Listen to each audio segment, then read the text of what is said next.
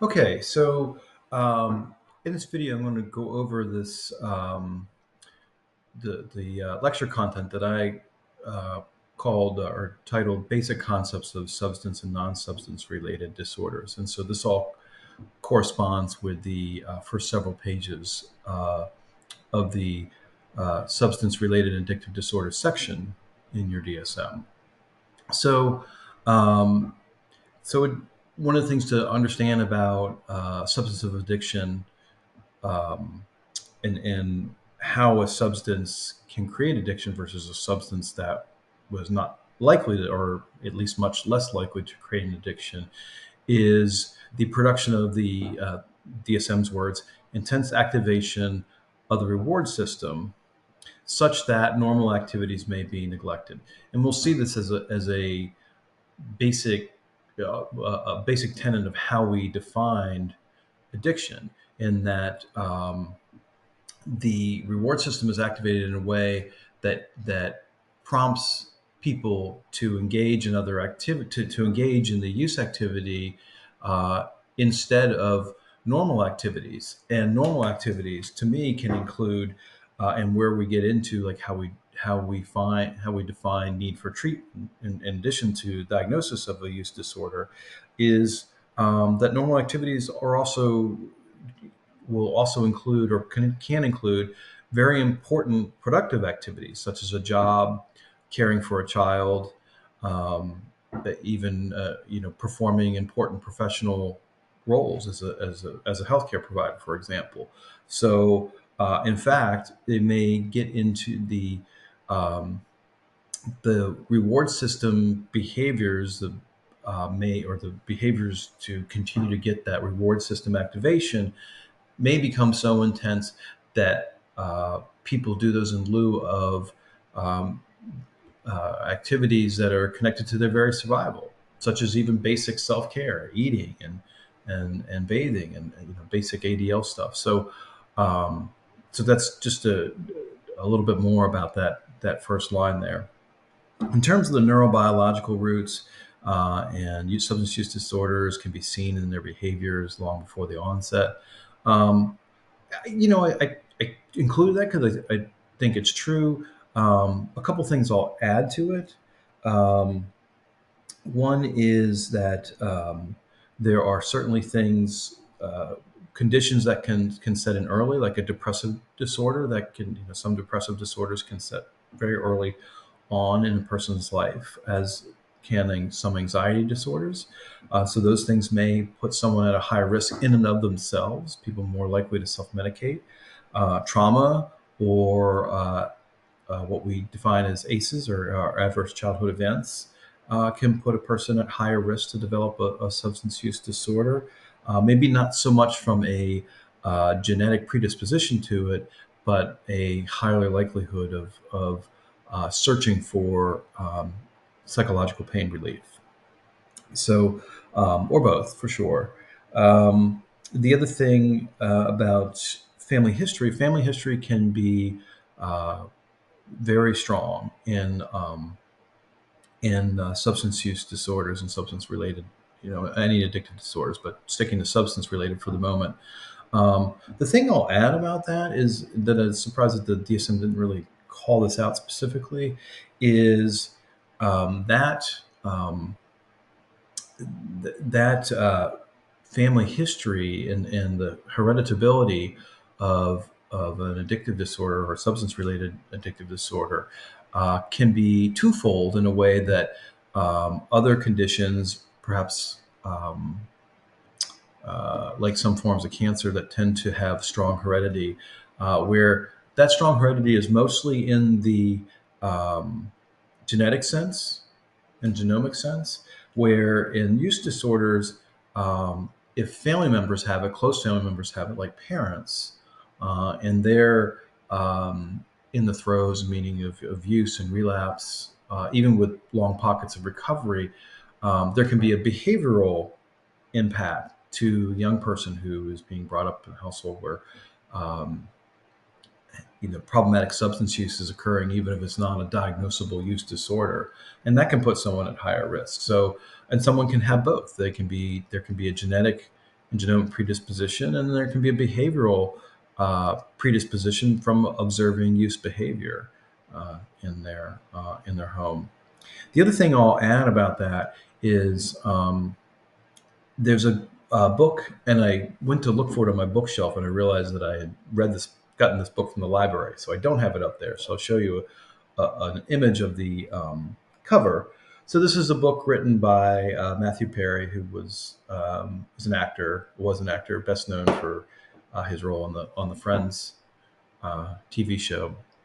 But and it's a great first person account of what it's like to live with severe substance related addiction.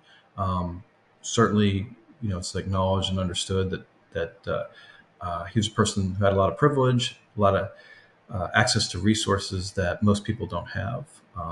In fact, maybe the level of access to resources may have been part of his challenge, but that's a separate topic, I guess. The reason why I bring the book up is that one of the things that he wrote about, or wrote about with the author who supported him, was that he felt uncomfortable in his own skin, and he says that in variations of feeling uncomfortable within himself and in his own skin, many times over before he had his first substance, which was alcohol, in his early adolescence. So that just stuck with me in terms of like the observable behavioral report, or things a client can report, um, in terms of things that may be indicative of, uh, like they said, behaviors that can be seen long before the onset of the actual substance use. That's one of that. The drug addiction as a clinical term has been removed from the DSM-5 TR. And I support that. I think and you can see what I wrote there. I think the big thing about um, the name, the term use around addiction and addict is really more about addict. This is just completely my personal take on this. So this part, take as you will. It's not from the DSM, it's from me. But I think the term addict, referencing a person or a group of people, is to me pejorative, and I will use the term addiction because addictions are much more than substance related, and substance use disorders. And so I think that's, and the concept of addiction health in terms of the difference between using substances recreationally without significant health and social consequence, versus use in a problematic way, meaning that does have significant health and social consequence, is also where I think the term addiction health can be useful, valuable, without the pejorative aspect of it. Now, I will say the other reason why I call this out is that in a lot of 12-step programs, maybe most 12-step programs, uh, the cultures are such that one refers to oneself as an addict, and you refer to your peers as addicts, and that's central to the culture as I've observed it with many, if not most, 12-step programs. So that's something that they hold in 12-step culture as valuable to them. So I also, at the same time, respect that, because that is their culture in 12-step programs, though not necessarily for every single person who's ever had an addiction problem or substance related addiction problem. 12-step programs have been a tremendously invaluable resource to society. Uh, so moving on to gambling behaviors. So gambling behaviors, this is from back now to the DSM, activate the reward systems in a similar way that reward systems are activated by drugs of abuse or substances of addiction, and produce some behavioral symptoms that are comparable. I can tell you that that's been consistent with my experience as well, and not just with gambling, but with other forms of addiction that have surfaced a lot in my clinical work, particularly in the last 10 years. Probably gaming is you saw I noted social media and pornography. web internet-based pornography as things that also surface in terms of addiction. But the one that's surfaced the most, at least again, just in my experience, has been gaming addiction, and gaming, meaning that that's not a diagnosis in the DSM, to be clear, but that the gaming behaviors seem to have a reward system process, and that social and health consequence of long periods of being sedentary, being socially isolated, or at least isolated from face to face contact with other human beings, and being productive in terms of school or work or caring for others, caring for family members. I've definitely seen a good bit of this where gaming behaviors are getting in the way of those productive activities, and seeming to have this reward system that overrides the social and health consequence in a way that just observably seems very similar um, to substance-based addictions. Um, so you'll hear people, clients, people might reach out to you for referrals. A lot of times this will come up in couples therapy, where it's, well, my partner has a sex addiction, or a shopping addiction, or they'll say, I went online and I think I have a sex addiction, or an exercise addiction too.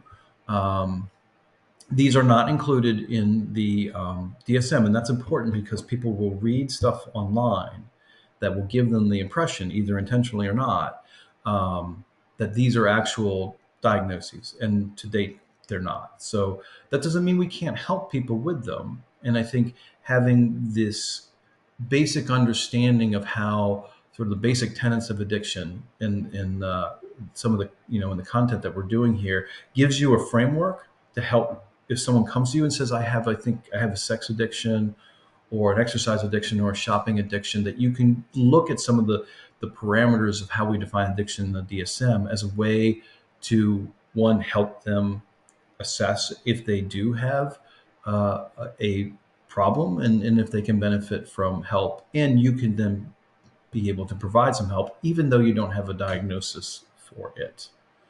Okay. Um, so to close this slightly longer video out, we're going to look at the criteria sets for substance use disorder, how we define substance use disorder in terms of criteria, how we define intoxication, substance intoxication, substance withdrawal, and substance or medication induced mental disorders, using the DSM's term. We're going to look at all those things before we get into the individual classes of drugs. And so then by the time we start to get to alcohol and cannabis and stimulants and hallucinogens, all those 10 categories of drugs, that at that point we'll just be looking at sort of things that are specifically nuanced to those class of drugs, where you're going to have the body of knowledge around how we understand addiction, how we understand use disorder, intoxication, withdrawal, before we get there. So in that way, the idea again is to help manage this enormous amount of very important content.